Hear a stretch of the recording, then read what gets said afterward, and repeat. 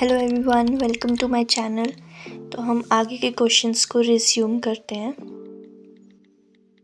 तो हमारा first question है, यहाँ पे कोच जो है वो क्रिकेट टीम के लिए 7 बैट्स और 6 बॉल्स जो वो 3800 में ले रहा है और 3 बैट्स और 5 बॉल्स जो है वो 1750 में ले रहा है।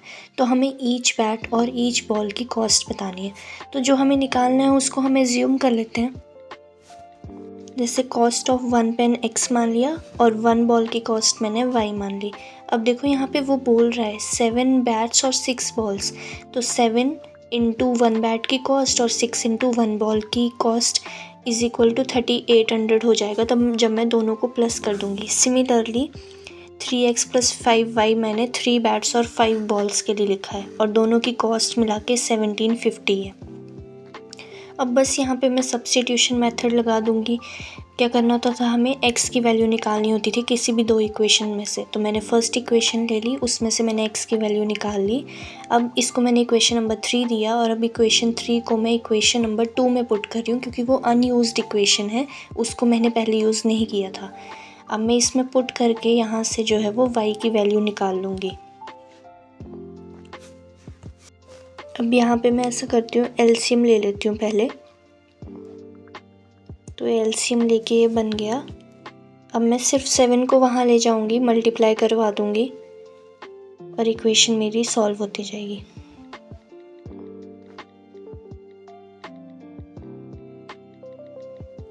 तो ये सब करने के बाद मेरे पास सिंप्लीफाई करने के बाद y की वैल्यू जो है वो 50 आ गई। अब मैं इस y की वैल्यू को किसी में भी पुट कर सकती हूँ। मैं इक्वेशन नंबर 3 में पुट कर रही हूँ, सीधा x की वैल्यू आ जाएगी। तो x की वैल्यू हमारे पास आ जाएगी 500। तो मतलब कॉस्ट ऑफ 1 पेन जो है वो x था, वो आ गया 500 और कॉस्ट ऑफ 1 बॉल जो कि y था वो आ गया 50। ठीक है, नेक्स्ट क्वेश्चन करते हैं। अब यहाँ पे जो टैक्सी के चार्जेस हैं वो बताए गए हैं कि फ़िक्स चार्ज है और कुछ चार्ज जो है वो एडिशनल जर्नी के लिए लगेगा। तो उस हिसाब से हमें इक्वेशन बनानी है। तो देखो, ये जो टोटल हमारे पास जर्नी है ना, इसमें एक तो फ़िक्स चार्ज होगा और आधा जो है वो मैं मान लेती हूँ जैसे फ़िक्स चार्ज मेरा 100 रुपये लग रहा है। ठीक है, और ये जो एडिशनल वाला जर्नी है ना हमारी, ये मैंने 10 किलोमीटर की है। तो एडिशनल चार्जेस जो है वो मैं हर किलोमीटर के हिसाब से 20 रुपये लगा रही हूँ। तो देखो क्या बन जाएगा, फ़िक्स चार्ज तो मैं 100 रुपये ही ले रही हूँ जितनी भी जर्नी के लिए फ़िक्स लिया था मैंने, और एडिशनल के लिए मैंने 10 किलोमीटर चला है 20 रुपये के हिसाब से, तो 200 रुपये। तो टोटल मेरा 300 रुपीज़ बन जाएगा। वही चीज़ हमें यहाँ पे करनी है, बस हमें इसे इक्वेशन में लिखना है। तो मैं मान लेती हूँ कि फ़िक्स चार्ज मैंने ले लिया x रुपीज़ और चार्ज पर किलोमीटर, ये जो मैं एडिशनल चार्ज ले रही हूँ मैंने y मान लिया। ठीक है, अब देखो अगर 10 किलोमीटर चलना था मुझे, तो मुझे 105 रुपये मिल रहे थे। ठीक है, तो देखो fix charge plus additional charge जो कि मेरा उसके हिसाब से लग रहा है पर किलोमीटर के हिसाब से, तो मैंने इसको 10 से मल्टीप्लाई कर दिया है। तो ये टोटल मिला के मेरे 105 रुपये बन रहे थे। अब ये मेरा 10 किलोमीटर एडिशनल चार्ज वाला केस बन रहा है। तो देखो x रुपीज़ मैंने फ़िक्स्ड माने थे और 10 किलोमीटर में चली थी, वो एडिशनल चार्ज मैंने y माना हुआ है। तो ये बन गया x plus 10y is equal to 105। वैसे ही 15 किलोमीटर वाले चार्ज के लिए मेरे 155 रुपीज़ बन रहे हैं। तो देखो फ़िक्स चार्ज प्लस 15 किलोमीटर में चली हूँ और वो चार्ज पर किलोमीटर जो भी मैं मानूंगी उससे मल्टीप्लाई करके मेरा 155 आ जाएगा। तो x जो फ़िक्स चार्ज है 15 into additional charge equal to 155। एक बार वीडियो पीछे करके देखना, वो जो मैंने एग्जाम्पल लेके समझाया है वहाँ से ज़्यादा समझ आ जाएगा। तो देखो अब दोनों इक्वेशन मेरे पास आ गई। फर्स्ट इक्वेशन से मैंने x की वैल्यू निकाल ली, मैंने इससे इक्वेशन नंबर 3 दिया। अब इक्वेशन 3 को मैं 2 में पुट करूँगी तो वहाँ से मेरे पास y की वैल्यू आ जाएगी।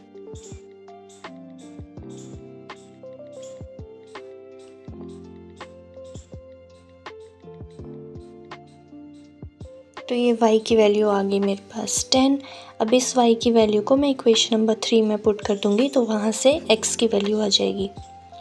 तो x की वैल्यू आ गई 5। मतलब जो मेरा फ़िक्स चार्ज है वो तो 5 रुपये लग रहा है मेरा, पर किलोमीटर के हिसाब से मुझे 10 रुपये देने पड़ेंगे। ठीक है। अब यहाँ पे एक और क्वेश्चन हमें पूछा था कि अगर 25 किलोमीटर जाना होगा उसने तो उसको कितना चार्ज पड़ेगा।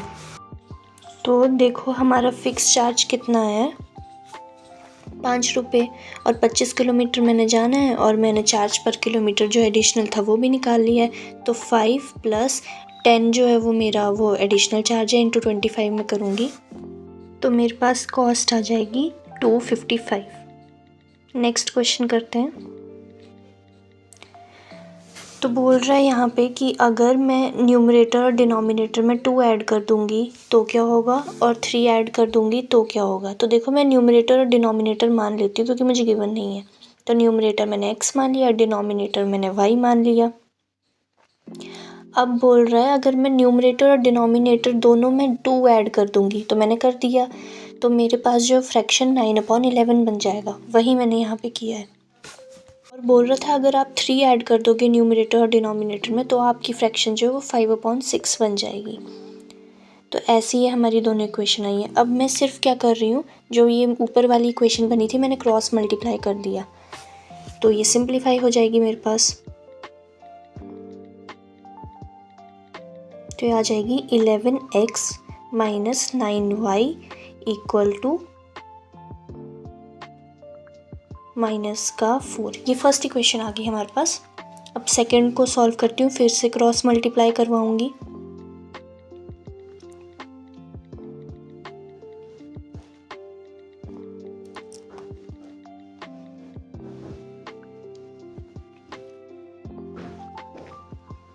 तो यहाँ से हमारे पास सेकंड इक्वेशन आ गई।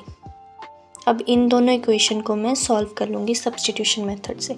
तो मैं यहाँ पे सेकंड इक्वेशन को यूज़ कर रही हूँ और उसको यूज़ करके मेरे पास x की वैल्यू आ गई और इसको मैंने इक्वेशन नंबर 3 दे दिया। अब बस इक्वेशन 3 को इक्वेशन 1 में यूज़ कर रही हूँ क्योंकि वो मैंने यूज़ नहीं की थी। उसमें पुट करके मेरे पास जो है वो x की वैल्यू आ जाएगी, सॉरी x की नहीं y की वैल्यू आ जाएगी।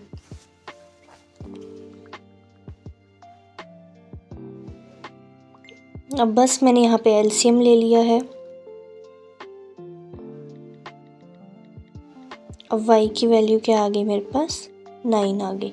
इस y की वैल्यू को मैं इक्वेशन नंबर 3 में पुट कर दूँगी और यहाँ से मेरे पास x की वैल्यू आ जाएगी। तो x की वैल्यू आ गई मेरे पास 7। तो मतलब मेरा न्यूमरेटर 7 है और डिनोमिनेटर 9 है, तो मतलब फ्रैक्शन बन गई 7/9। ठीक है, नेक्स्ट क्वेश्चन करते हैं। अब यहाँ पे मेरे को बोल रहा है कि 5 साल बाद क्या हुआ था और 5 साल पहले क्या हुआ था जेकब और उसकी सन की एज के बीच में। तो मैं मान लेती हूँ कि प्रेजेंट एजेस उनकी क्या थी। तो मैंने प्रेजेंट एज, फादर यहाँ पे मैंने जेकब भी ले लिया है, तो फादर समझ जाना। तो फादर की एज जो है वो x है और सन की एज जो है वो y है। तो यहाँ पे पहले बात कर रहा है 5 years hence की। तो 5 साल बाद जो है वो फादर की एज जो है उसमें प्लस हो जाएगा ना आज की एज से, वैसे ही सन की एज में भी प्लस हो जाएगा। तो ये बोल क्या रहा था कि 5 साल पहले हो क्या रहा है, सॉरी 5 साल बाद हो क्या रहा है, जो जेकब की एज है वो 3 टाइम्स हो जा रही है उसके सन के। तो देखो मैं दोनों ही इक्वेशंस को इक्वल करूँगी और बोल रहे हैं जेकब की 3 टाइम्स हो रही है, तो मैं किसकी साइड करूँगी, सन की 3 टाइम्स करूँगी ताकि दोनों इक्वेशंस इक्वल हो जाएं। ठीक है, अब बस मैं इसको सॉल्व करके लिख लूँगी ताकि मेरे पास सिंप्लीफाइड इक्वेशन आ जाए। तो ये आ गई, इसको मैंने इक्वेशन नंबर 1 दे लिया। अब बात कर रहा था 5 years अगो की।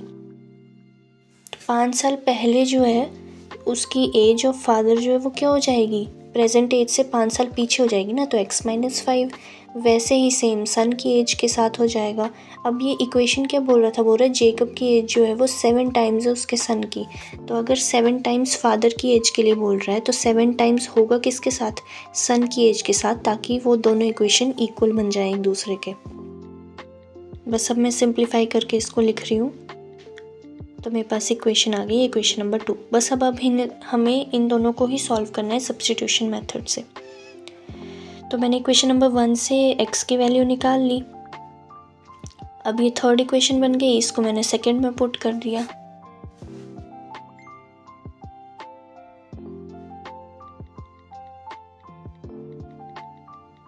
तो यहाँ से मेरे पास y की वैल्यू आ जाएगी। तो y की वैल्यू आ गई 10। इसको मैं थर्ड इक्वेशन में पुट कर दूंगी तो x की वैल्यू भी आ जाएगी। तो x की वैल्यू आ गई 40। मतलब जो फादर है वो 40 इयर्स का है और जो सन है वो कितना है 10 इयर्स का। फादर यहाँ पे जेकब को मैंने लिया हुआ है। Okay, that's it for the video. Thank you for watching. आगे का हम नेक्स्ट वीडियो में करेंगे।